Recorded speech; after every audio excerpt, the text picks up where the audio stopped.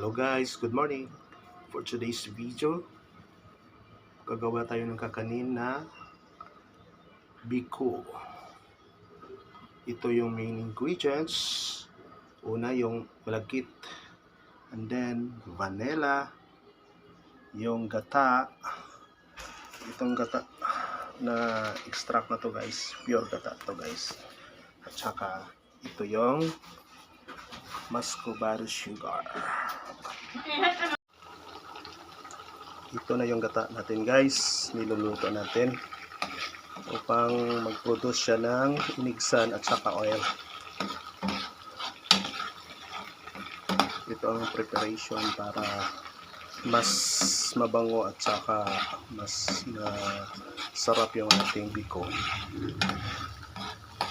Malapit na siyang maluto guys.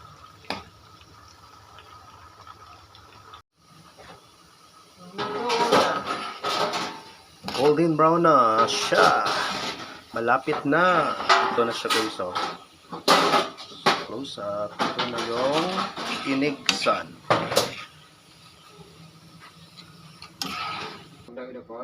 Ito na guys. Oh, ang bukay. Oh. Ito na naman guys yung caramelized na sugar. I-mix lang siya hanggang matunaw. At saka yung mag-sticky yung sugar. Mix lang.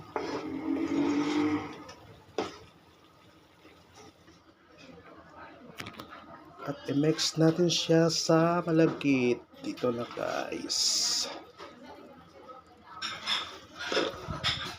Sarap na siya guys. Ito na ang sticky rice. At saka yung sugar. Nice. Ready to eat na to guys. Sarap.